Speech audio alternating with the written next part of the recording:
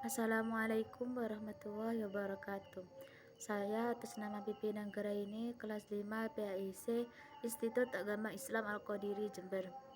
Di sini saya akan menjelaskan tentang mata kuliah Administrasi dan Supervisi Pendidikan yang diampu oleh dosen Bapak Fikri Farihin. Di sini saya akan menjelaskan tentang organisasi. Pengertian organisasi itu dapat dikelompokkan dalam 3 macam, yaitu 1. Para ahli yang berpandangan bahwa organisasi adalah kumpulan orang-orang yang mempunyai suatu tujuan yang sama. 2. Para ahli yang berpendapat bahwa organisasi adalah merupakan suatu sistem kerjasama, sistem hubungan, sistem sosial, dan lain sebagainya. 3. Para ahli berpandangan bahwa organisasi adalah proses pembagian tugas atau kerja secara jelas.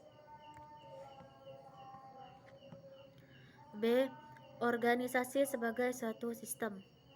Suatu sistem memiliki 3 komponen, yaitu 1. Input, 2. Proses, 3. Output. C. Pondasi organisasi.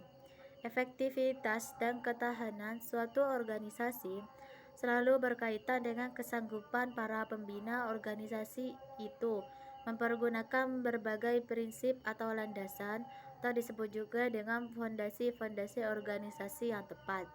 Tetapi tidaklah dimaksud untuk mendirikan seluruh fondasi yang telah dicantumkan di atas, melainkan akan dicoba untuk menelaah yang dirasakan sebagai fondasi yang utama dan mutlak perlu dalam pelaksanaan organisasi, yaitu sebagai berikut. 1. Perumusan tujuan organisasi.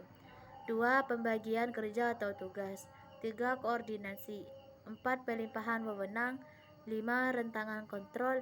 6. Jenjang organisasi. 7. Fleksibel. Yang D. Proses pengorganisasian. Pengorganisasian merupakan proses menyusun organisasi formal dengan melakukan aktivitas merancang struktur, menganalisis pekerjaan, menganalisis kualifikasi pekerjaan, mengelompokkan dan membagikan pekerjaan, mengkoordinasi pekerjaan, serta memantau pelaksanaan pekerjaan. Adapun 3 langkah sebagai prosedur pengorganisasian, yaitu 1. Pemerincian pekerjaan, yaitu menentukan tugas-tugas apa yang harus dilakukan untuk mencapai tujuan organisasi. B. Pembagian beban pekerjaan kepada orang-orang yang memiliki kualifikasi yang tepat dan dengan beban yang rasional, tidak overload dan tidak terlalu ringan, agar mencapai pelaksanaan secara efektif dan efisien. Yang C. Pengadaan dan pengembangan mekanisme untuk mengkoordinasikan pekerjaan. Yang E. Hierarki organisasi.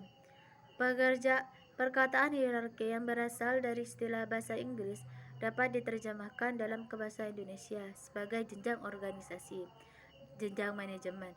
Adapun yang dimaksud dengan jenjang organisasi adalah tingkat-tingkat satuan organisasi yang di dalamnya terdapat pejabat menurut kedudukannya, mulai dari tingkat tertinggi hingga tingkat terendah. Tujuan organisasi akan menentukan struktur organisasinya, yaitu dengan menentukan seluruh tugas pekerjaan, hubungan antar tugas, batas wewenang, dan tanggung jawab untuk menjalankan masing-masing tugas tersebut. Selanjutnya yaitu F. Objek, strategi, dan taktik dalam organisasi ada 2. 1. Objek organisasi. 2. Taktik organisasi. Yang G. Lingkungan dan dinamika organisasi. 1. Lingkungan organisasi. Adapun ciri-ciri lingkungan umum untuk organisasi. 1. Kebudayaan. 2. Teknologi. 3. Pendidikan. 4. Politik. 5. Hukum. 6. Sumber daya alam. 7. Kependudukan. 8. Sosiologi. 9. Ekonomi. 10. Perubahan dalam organisasi. 11. Organisasi dan perubahan teknologi. Selanjutnya yang keempat, dampak teknologi organisasi manajemen. 5. Organisasi adalah dinamis. 6. Dalam organisasi. Konflik dalam organisasi, yaitu ada 3. 1. Konflik dalam. 2. Konflik dengan organisasi lain. 3. Konflik antar pribadi. Selanjutnya, yang H, kekuasaan dalam organisasi. Pengertian kekuasaan. Yang satu, pengertian kekuasaan. Kekuasaan merupakan kemampuan untuk mempengaruhi individu. Kedudukan pemimpin memiliki kekuasaan untuk mempengaruhi orang lain.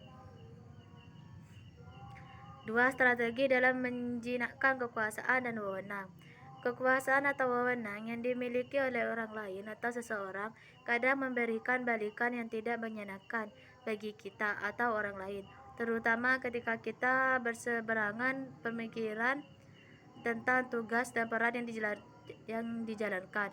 Menjinakkan kekuasaan bukan hal yang mudah dengan cepat kita dapatkan. Akan tetapi, meneliti dan melakukan kegiatan aksi adalah langkah yang harus ditempuh dan mungkin memakan waktu yang sangat lama. Bentuk perilaku dalam merespon bentuk kekuasaan dan wewenang yang dimiliki orang lain. Yang pertama, karakteristik individu dilihat dari kekuatan dalam kekuasaan dan kewenangan yang dimiliki. Yang kedua, identitas perilaku dalam merespon bentuk kekuasaan dan kewenangan. Yang ketiga, proses diagnosis bentuk-bentuk dilihat dari fungsi-fungsi manajerial. Dan yang I, perkembangan teori organisasi. Adapun teori organisasi ada 4. Yang pertama, teori organisasi klasik. Yang kedua, teori organisasi non-klasik. Yang ketiga, teori organisasi struktur modern. Dan yang terakhir yaitu teori sistem dan kontingensi. Mungkin hanya itu yang dapat saya sampaikan. Jika ada kesalahan, saya minta maaf yang sebesar-besarnya. Akhirul kalam, assalamualaikum warahmatullahi wabarakatuh.